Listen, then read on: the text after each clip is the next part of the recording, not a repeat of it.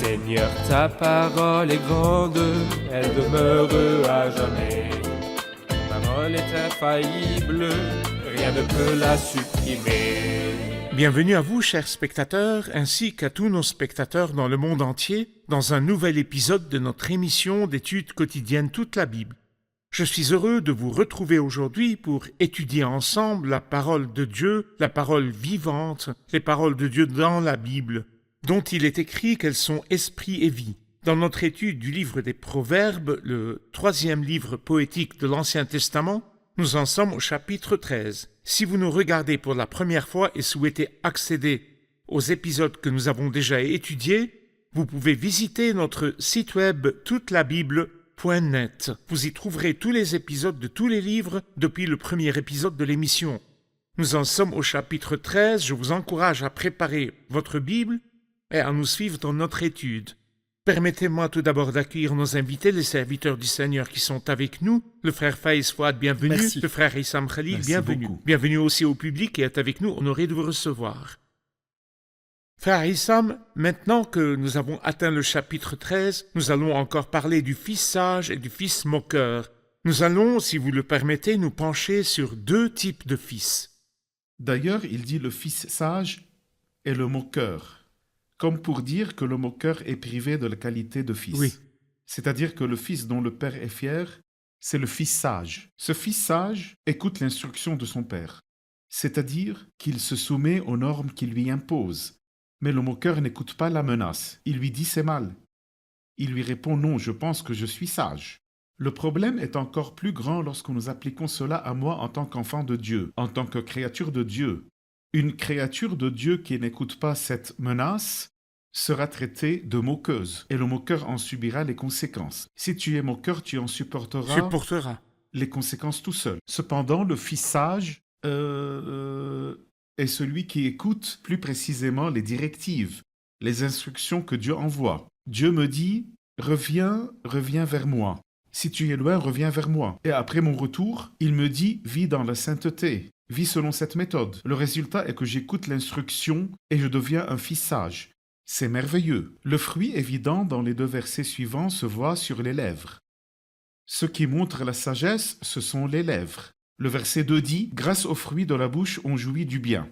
Le bien vient parce que ses paroles sont douces et qu'il s'adresse aux gens avec bonté. Bon, quelle est la différence entre la douceur et la flatterie? Le flatteur dit aussi de belles choses. Il ne s'agit pas de belles choses, pas même à votre égard, mais que les paroles elles-mêmes soient toujours pleines de grâce. La Bible nous enseigne que votre parole soit toujours pleine de grâce et assaisonnée de sel. Le sel, c'est la vérité, mais la grâce, c'est la base. Vous savez combien de sel est ajouté à la recette? Ce n'est pas de la cuisine au sel, mais la recette contient du sel. L'essentiel est que je dise les choses de manière à ce que la personne en face de moi se sente à l'aise. C'est ce qu'a fait le Seigneur. C'est pourquoi il dit au verset 3, « Celui qui veille sur sa bouche se garde lui-même. » Donc il contrôle tous les mots qui sortent de ses lèvres. Mais celui qui ouvre de grandes lèvres court à sa perte. Il parle pour parler. Les mots sortent comme des fusées, sans peser le mot avant de le prononcer. Mais c'est comme pour dire que la première manifestation de la sagesse, c'est de peser ces mots, car ce sont les mots qui déterminent si l'on est sage ou non. Et les mots des sages sont les meilleurs. C'est vrai. Exactement. Docteur Faïs, verset 4. Le paresseux a des désirs qu'il ne peut satisfaire, tandis que les personnes actives sont comblées. Nous devons nous attarder à nouveau sur la question de la paresse. La paresse et la diligence sont des sujets très importants dans le livre des Proverbes, et nous en parlons dans de nombreuses parties du livre. Par exemple, au chapitre 26, il y a de nombreux versets sur la paresse. Je vais en citer quelques-uns. Le paresseux dit « Il y a un lion sur le chemin, il y a un lion dans les rues. Que fait-il? Il dort. » Il dort, la porte tourne sur ses gonds et le paresseux sur son lit. Mais lève-toi et travaille, et va travailler, va lire la Bible, fais n'importe quoi. Il dit non parce qu'il y a un lion sur le chemin. Mais il n'y a pas de lion, il délire, il trouve un prétexte pour ne rien faire. Le lion ne vient pas sur le chemin. Il trouve un prétexte. Le résultat est que la porte tourne sur ses gonds et le paresseux sur son lit. C'est une belle image poétique comme une porte qui tourne sur ses gonds. Elle s'ouvre, va et vient, s'ouvre et se ferme. Des dizaines et des centaines de fois, mais dans un an ou deux, peut-on mesurer le chemin parcouru par la porte? La porte a-t-elle avancé? Non. Elle va et vient, mais elle reste là, elle n'avance pas. C'est ce que fait le paresseux, il se retourne et ne se lève pas, il ne part pas et n'accomplit rien. C'est pourquoi il n'avance pas. Sa vie spirituelle n'avance pas. Il va à la réunion et revient de la réunion, il va à la conférence et revient de la conférence. Parce qu'il est paresseux à écouter, à méditer, à prier et paresseux à lire la Bible, il ne fait aucun progrès. Et année après année, il retombe dans les mêmes péchés qui l'ont vaincu. Il est dans le même pétrin dans lequel il est tombé, il ne fait pas de progrès. Au chapitre 26, il y a un beau verset qui est aussi très imagé. L'homme nonchalant ne retire pas son gibier. Et dans les traductions les plus exactes, cela signifie que l'homme paresseux ne fait pas rôtir son gibier. Un jour, il va dans les bois et il fait des efforts. Parfait, le voilà qui commence. Et il attrape un gibier. Mais quand il rentre à la maison, celui qui attrape un gibier, il est censé le retirer. Cela signifie l'écorcher et le retirer pour le manger. Mais parce qu'il est paresseux, il est parti en disant « demain si Dieu le veut ». Mais pourquoi demain? Il faut que ça soit maintenant. Demain, il y aura des vers dans le gibier. Demain, tu le trouveras pas. Demain, les oiseaux vont le manger. Parce qu'il est paresseux, il a dit demain. Pourquoi demain? Voici l'image de quelqu'un qui est allé, par exemple, à une réunion. Il a écouté le sermon, Dieu l'a éclairé et le Saint-Esprit l'a averti. Il a écouté le sermon et Dieu lui a parlé à travers certains points. Il lui a parlé de la sainteté, de la maîtrise de soi. Il lui a parlé de la manière dont il devrait traiter sa femme, par exemple. Il lui a parlé de quelque chose. Lorsqu'il rentre chez lui, il doit faire rôtir le gibier, c'est-à-dire fermer la porte, lire le chapitre du sermon, prier et dire « Seigneur, je ne suis pas comme ça. Prends ma main, je t'en prie. Aide-moi à faire avancer ma vie. » Mais parce qu'il est paresseux ou qu'il a un prétexte, parce qu'aujourd'hui un film sera diffusé en exclusivité pour la première fois, ou aujourd'hui il y a une finale de foot, ou aujourd'hui il y a une très belle pièce de théâtre, demain si Dieu veut, Les oiseaux du tu ciel ne le trouveras l'attraperont. plus et ils l'attraperont. Il est trop paresseux pour travailler afin de faire rôtir son gibier. Le résultat est que le paresseux qui n'avance pas, qui ne rôtit pas son gibier, qui ne rumine pas la parole de Dieu, le résultat nous est dit dans notre chapitre. Le paresseux a des désirs qu'il ne peut satisfaire. Il aspire à quelque chose, il veut mener une vie douce, une vie sainte, il veut réussir dans son foyer, réussir avec sa femme, élever ses enfants avec succès, réussir dans son travail, mais il est paresseux. Il ne fait aucun effort pour la parole de Dieu, aucun effort pour prier. Il ne lutte pas contre le péché. En fait, il désire, mais malheureusement, il ne fait rien. Mais les personnes actives obtiennent tout ce qu'elles désirent et sont comblées. Parfait. Nous allons faire une pause puis prendre une question du public. Chers spectateurs, je vous retrouve après la pause. Ne quittez pas. Nous devons examiner attentivement ce proverbe à la lumière de l'éternité. Qu'est-ce que la vraie richesse? Et qu'est-ce que la richesse en réalité? Est-ce l'immobilier et les actions? L'homme doit perdre tout cela un jour. Un jour, la mort les a enlevés à leurs détenteurs et propriétaires d'origine. Personne ne les lui a volés secrètement, mais c'est lui qui en a été volé. Il est lui-même parti, laissant tous ses biens et ses richesses derrière lui.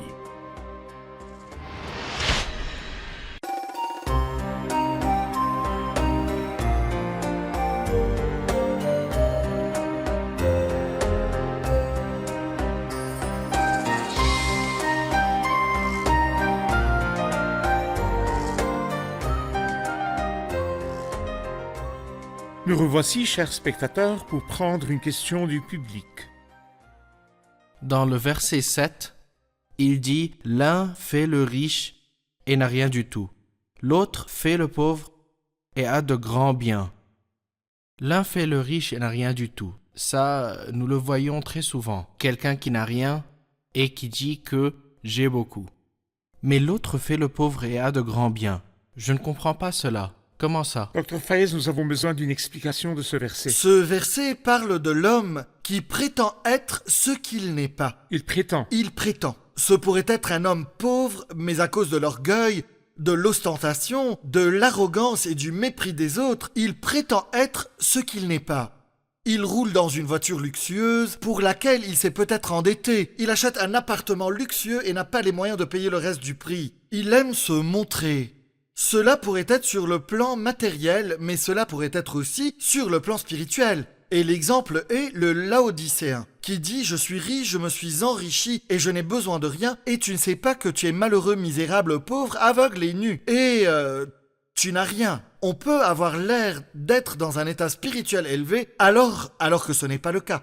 Mais aussi, la deuxième partie du verset, l'autre fait le pauvre et a de grands biens. Littéralement, il y a beaucoup de gens qui ont un statut social, qui ont des positions élevées, mais quand on les regarde, on les trouve très humbles. Ils ont l'air si simples. En Haute-Égypte, on dit « Il les exalte et les rend humbles ». Plus Dieu l'exalte, plus il est simple dans ses rapports avec les gens. Tandis que l'orgueilleux, Mais ici, parle-t-il d'humilité ou de reniement? En fait, quelqu'un qui a mais dit « je n'ai rien non, il paraît comme s'il ne possédait rien. ». Oui, La simplicité dans les la relations. simplicité de la vie. Oui, la branche chargée de fruits est courbée. Bien sûr, c'est l'application directe, mais pour l'application morale et spirituelle, nous pouvons appliquer ce verset à la personne du Seigneur Jésus-Christ. Il y a beaucoup de gens qui semblent être riches alors qu'ils n'ont rien. Quiconque prétend être riche, mais de quelle richesse parlez-vous? Tout ce que vous avez n'est pas à vous. Tout ce que nous avons, c'est comme si vous n'avez pas été fidèle dans ce qui est, si vous n'avez pas été fidèle dans ce qui est à autrui, dans ce qui est à autrui, c'est parce que tout ce que nous avons ne Il nous ne nous appartient appartient pas. pas, nous ne sommes que des intendants. Il appartient à Dieu et nous en sommes les intendants. Et il ira à d'autres quand nous mourrons ou quand Dieu viendra nous prendre. Mais il y a celui qui fait le pauvre. Il n'est pas pauvre. Il fait le pauvre même s'il a de grands biens. Je pense que cela s'applique au Seigneur Jésus-Christ. En effet, vous connaissez la grâce de notre Seigneur Jésus. Pour vous, il s'est fait pauvre alors qu'il était riche. Et ses richesses sont infinies. Et il a de grands biens. Mais pour notre salut, il a accepté de venir comme un pauvre pour accomplir notre salut. Parfait, comme c'est beau. Frère Issam, lorsque nous arrivons au verset 9, la lumière des justes brille joyeusement, tandis que la lampe des méchants s'éteint. Que veut-il dire par lumière des justes et lampe des méchants? Je me souviens des paroles du Seigneur que votre lumière brille devant les hommes. Pourquoi? Afin qu'ils voient en vous qui vous êtes et qu'ils trouvent la personne qui vous fait briller si fort. D'un côté, le Seigneur dit « Je suis la lumière du monde ». Mais tout de suite, il dit « Vous êtes la lumière du monde ». Comme il est la source de la lumière, nous sommes comme la lune qui reflète la lumière du soleil. C'est la nuit, mais cette nuit peut être éclairée. Quand sera-t-elle éclairée? Quand la lune est là et quand elle est dans la bonne position. Le croyant est lumière et sa lumière devrait être une source de joie pour de nombreuses personnes lorsqu'elles connaissent le Sauveur, lorsqu'elles connaissent le bon chemin, et grâce à cette lumière, elles voient le bon chemin. Mais d'un autre côté, la lampe des méchants s'éteint. Ils n'ont rien à offrir. Ils essaient de faire semblant d'être bons, mais ils sont mauvais à l'intérieur. Leur lampe s'éteint facilement, car l'air de ce monde doit éteindre cette lampe. C'est la responsabilité de chaque croyant. Et une autre chose dit à la personne qui ne peut pas être une source de bénédiction pour les autres, examinez-vous, car vous pourriez être la lampe qui s'éteint. Parfait. Frère Fayez, au verset 12, nous sommes confrontés à une maladie du cœur. Il y a beaucoup de maladies cardiaques, le cholestérol et ainsi de suite, mais il y a quelque chose d'autre qui fatigue le cœur, dont il dit ici un espoir différé rend le cœur malade. Qu'entend-il par espoir différé? L'espoir qui ne se réalisera pas. Et je vois que l'espoir qui ne se réalisera pas est celui qui n'est pas fondé sur la parole de Dieu. C'est-à-dire toute promesse que Dieu nous a donnée dans sa parole, je peux m'adresser au Seigneur et lui dire « Seigneur, fais pour moi ce que tu m'as dit ». Tout comme Jacob a prié et dit « Délivre-moi de mon frère Ésaü, car j'ai peur qu'il ne vienne et ne me frappe sans épargner ni la mère ni les enfants. » Mais à quel titre demandes-tu cela? Il lui répondit « C'est toi-même qui as dit. Tant que tu me l'as dit, c'est comme s'il lui disait « Parce que tu n'es C'est pas une un homme pour espérance certaine. mentir. » Ni le fils d'un homme pour revenir sur ta décision. Ce qu'il a dit ne le fera-t-il pas? Ce qu'il a déclaré ne l'accomplira-t-il pas? Ce que tu as dit, tu dois le faire. Dieu n'a jamais dit un mot ou fait une promesse à un croyant sans être tenu de l'accomplir. David lui dit un jour, agis comme tu l'as dit. La parole que tu as prononcée, fais-la. Donc, la promesse qui s'accomplira, que Dieu m'a faite et que je demande, il dit oui. Toute promesse s'accomplira. Mais quand je demande quelque chose qui n'est pas arrivé, beaucoup de gens prient pour des choses qui n'ont pas de base biblique, elles n'arriveront pas. Ils continuent à les attendre, elles ne viennent pas. Elles rendent leur cœur malade. Je me souviens de Rebecca quand elle a dit à Jacob et a créé un problème. Elle lui a dit « Va-t'en, tu as créé un scénario qui n'est pas conforme à la parole de Dieu. » Elle lui a dit « Va donc chez ton oncle jusqu'à ce que la fureur de ton frère s'apaise et tu reviendras. » Elle a attendu longtemps, il n'est pas revenu. Quand il est revenu, elle était morte. Je pense que c'est l'espoir différé qui l'a fait mourir. Elle est Oui. morte à cause de l'espoir différé. Mais la deuxième partie du verset 12, Mais un désir accompli désir accompli est un arbre est de un vie. arbre de vie.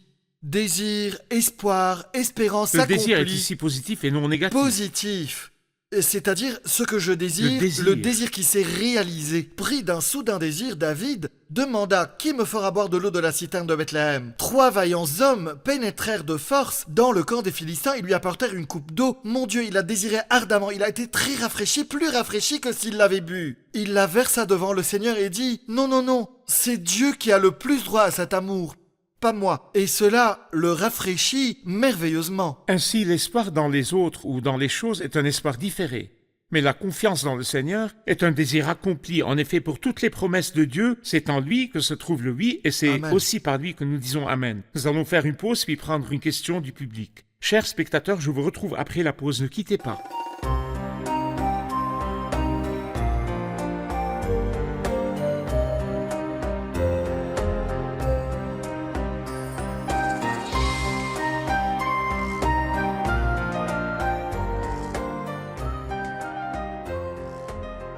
Nous revoici, chers spectateurs, pour prendre une question du public. Verset 13, celui qui méprise la parole se perd. Ma question, que signifie se perd? Que signifie ce père, celui qui méprise la parole? Ici, il s'agit de la parole qui peut être un conseil, et celui qui ne tient pas compte des conseils peut se retrouver dans une mauvaise situation. La plus grande application, c'est quand la parole signifie Dieu. Je vous renvoie au verset suivant. Celui qui méprise la parole. Vous lui dites la Bible, il dit quelle Bible? Le résultat est qu'il se détruit lui-même. Son résultat final est la perdition.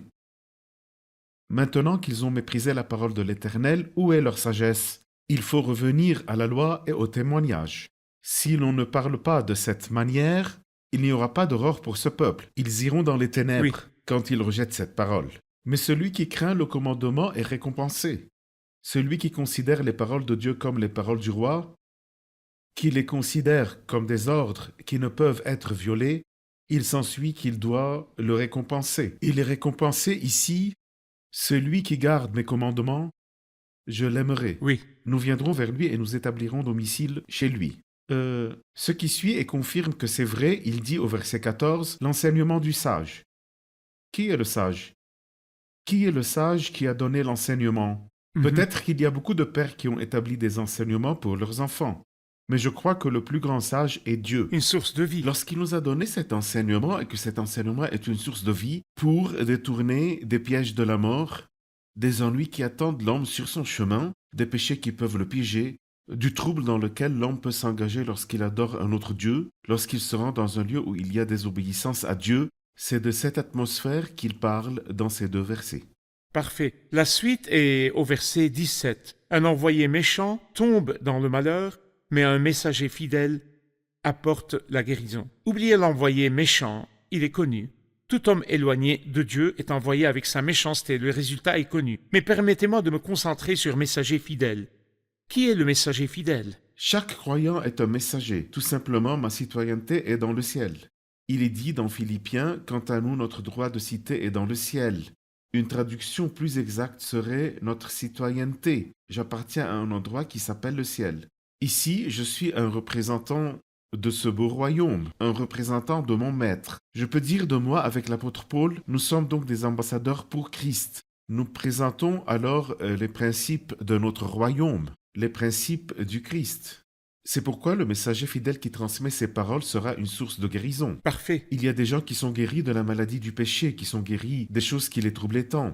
Nous supplions au nom de Christ, soyez réconciliés avec Dieu. Nous sommes donc des ambassadeurs pour Christ, comme si Dieu adressait par nous son appel. Dr Fayez, verset 23. Le champ que défriche le pauvre donne une nourriture abondante, mais l'absence d'équité provoque la perte de certains. Que voyez-vous là? Dans la première partie du verset, je vois la diligence. Un simple homme pauvre possède une petite parcelle de terre.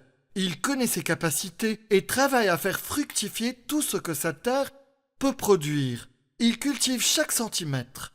Les gens qui ont de petits terrains cultivent même la ligne du haut et la ligne du bas et essayent d'en tirer le meilleur parti. Lorsqu'un homme pauvre est conscient de ses capacités, mais qu'il fait un effort et qu'il est diligent, il donne une nourriture abondante, contrairement à quelqu'un d'autre qui possède beaucoup de terres et d'hectares, qui dit « j'ai beaucoup » et il est paresseux et nous voyons que les nombreuses terres ont produit peu. J'aimerais relier ce verset à 2 versets du chapitre précédent, lorsqu'il est dit Mieux vaut être de condition modeste et avoir un serviteur. La traduction exacte de ce verset est que le malheureux ou le pauvre qui travaille avec diligence pour subvenir à ses besoins vaut mieux que celui qui fait l'important et qui finit par manquer de pain. Il a trop et se vante et malheureusement, parce qu'il est paresseux et ne travaille pas dur, il n'en résulte rien de bon. La terre ne produit pas de bien. Ainsi, le pauvre qui possède peu mais qui travaille dur de ses mains produit davantage. En fait, je vois la question d'un point de vue spirituel et non pratique. Spirituellement, lorsque quelqu'un aime la parole de Dieu et il se sent pauvre, il n'est pas doué, il n'a pas un grand don, mais il aime la parole de Dieu et il fait un effort et s'assoit devant la parole et prie. Seigneur, explique-la-moi clairement, fais-la habiter en moi dans toute sa richesse. Seigneur, ouvre mes yeux pour que je contemple les merveilles de ta loi. Même si c'est un frère simple qui n'a pas un grand don, mais il a la Bible ancrée dans son être. Et quand il parle, il vous étonne. Dieu lui donne la perspicacité. Pourquoi ? Parce qu'il se sent pauvre. Et il fait un effort pour la parole. Le champ que défriche le pauvre donne une nourriture abondante. Mais si quelqu'un est paresseux à s'approcher de la parole de Dieu, l'absence d'équité provoque la perte de certains. Manque d'appréciation de la vérité biblique. Il n'y consacre aucun effort. Quelle autre application concrète voyez-vous dans notre communauté chrétienne aujourd'hui? Passons à l'application la plus répandue dans l'utilisation et l'explication de la Bible. Les enseignants qui se tiennent debout dans les réunions et les gens qui attendent qu'ils parlent et ils restent là pendant 1 heure ou 2 à ne rien dire.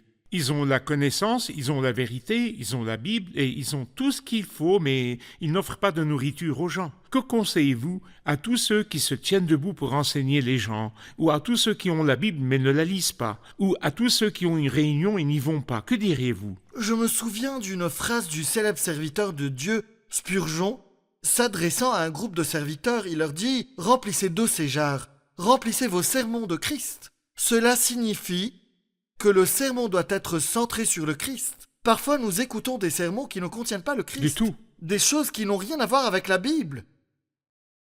Des études qui n'ont rien à voir avec la Bible. Quelqu'un a dit un jour cette expression « Avez-vous changé le programme ?» Quand vous venez à une réunion et qu'un serviteur du Seigneur se lève, vous vous attendez à ce qu'il parle à partir de la parole de Dieu. Si vous vous attendez à ce que je vous parle de quoi que ce soit, de la pédiatrie ou de la politique, ou de l'histoire de la Seconde Guerre mondiale, vous allez me dire, avez-vous changé le programme? Le programme de la réunion est la parole de Dieu. Avez-vous changé le programme? C'est vrai. Si nous parlons d'autre chose que de la parole de Dieu, c'est que nous voulons changer de programme. Ou bien l'école a-t-elle changé? Notre école, c'est la Bible. Et notre professeur est le Seigneur Jésus-Christ. Nous prêchons C'est la notre parole, sujet. c'est notre sujet, et enseignons la parole, et vivons la parole. Nous n'avons que la parole. Mais je veux aussi tirer de ce verset un encouragement, pas seulement pour le serviteur.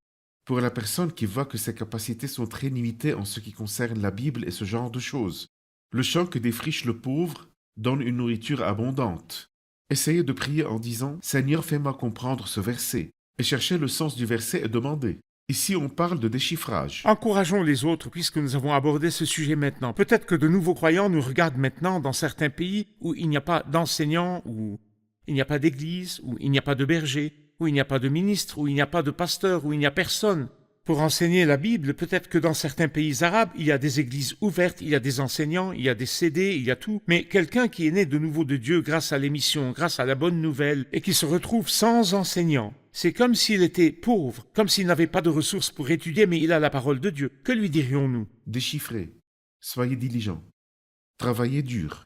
Tout travail procure un profit que Dieu vous donnera à travers sa parole. Essayez de comprendre et de faire le lien. Et soudain, vous verrez la lumière dans votre vie briller de plus en plus fort. Tous ceux qui ont des dons parlent et touchent votre vie n'ont pas commencé du jour au lendemain. Mais ils ont commencé avec Dieu. Ils essaient et demandent et cherchent une ressource. Et ils prient et luttent dans la prière. Dieu leur révélera le résultat. Le champ que déchiffre le pauvre donne une nourriture abondante. Mais l'absence d'équité provoque la perte de certains. Parfait. J'aime la promesse que Dieu a faite dans le psaume 23. « L'Éternel est mon berger ». C'est une promesse. Je ne manquerai de rien. Il est responsable de pourvoir à mes besoins physiques et matériels. Mais il dit au verset 2, « Il me fait prendre du repos dans des pâturages bien verts. Il me dirige près d'une eau paisible. » Celui qui est responsable de me faire comprendre la parole de Dieu, de m'ouvrir les yeux pour que je contemple les merveilles de sa loi et de faire habiter sa parole en moi dans toute sa richesse, ce ne sont pas les ministres ni les religieux, c'est le Le berger. Seigneur lui-même qui est responsable. Il se sert de ceux qui ont des dons s'ils sont disponibles. Mais s'ils ne le sont pas, je peux prendre ma Bible et m'asseoir en présence de Dieu et dire « Seigneur, tu as dit que tu me fais prendre du repos dans des pâturages bien verts. Et que tu me diriges près d'une eau paisible. Les pâturages bien verts sont les livres de la Bible, et l'eau paisible c'est le Saint-Esprit quand il prend de ce qui est à lui et me l'annonce, et ouvre mes yeux pour que je contemple les merveilles de sa loi. Je lui dis c'est à toi de m'ouvrir les yeux et de m'enseigner. Ainsi, nos bien-aimés du monde entier, qui n'ont pas les moyens d'apprendre, ils n'ont pas d'église, ils n'ont pas de serviteurs, ils ont le Saint-Esprit, ils ont le livre de Dieu et ils ont le Saint-Esprit, et cela suffit. Le Saint-Esprit peut ouvrir les Écritures devant eux pour qu'ils comprennent les Écritures et il peut magnifier le Christ devant leurs yeux. Merci, nous sommes arrivés à la fin de l'épisode. Passons maintenant aux commentaires du public. J'ai beaucoup aimé le verset 7 du chapitre 13 que nous avons médité et avons vu le Christ. Oui, L'un fait le riche et n'a rien du tout, l'autre fait le pauvre et a de grands biens. Moi, j'y vois le Christ, et c'est le message de l'Évangile. Pour nous, il s'est fait pauvre alors qu'il était riche, pour accomplir notre salut très bien. et nous libérer du péché. Que Dieu nous préserve de la paresse spirituelle. Elle nous aide à persévérer dans la prière, dans l'étude de la parole et dans le service des autres. Parfait. Que le Seigneur nous donne d'être une guérison pour tous ceux qui nous entourent et d'être des messagers fidèles du Seigneur. Merci, que Dieu vous bénisse. Merci, serviteurs du Seigneur, Que Dieu vous bénisse. Nous sommes très encouragés par votre présence parmi nous. Chers spectateurs, comme nous l'avons appris dans l'épisode d'aujourd'hui, un espoir différé rend le cœur malade. L'espoir placé dans les hommes rend le cœur malade. Ou parfois, il y a quelqu'un qui supplie Dieu de lui pardonner ses péchés et ses fautes, mais il est sur un chemin qui n'est pas celui que Dieu veut pour le pardon des péchés. Le chemin du pardon des péchés tel qu'il est révélé par Dieu dans la Bible, s'il n'y a pas de sang versé, il n'y a pas de pardon. Le pardon dépend du sacrifice du Christ. Je crois qu'espérer autrement est un espoir qui rend le cœur malade. Mais lorsque vous acceptez le Christ, vous recevez non seulement la vie, mais vous recevez quelque chose qui s'appelle la vie éternelle, la vie du Dieu éternel. Je vous retrouve dans le prochain épisode. Que le Seigneur vous bénisse.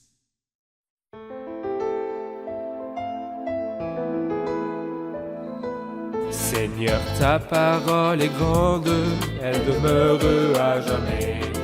Ta parole est infaillible, rien ne peut la supprimer.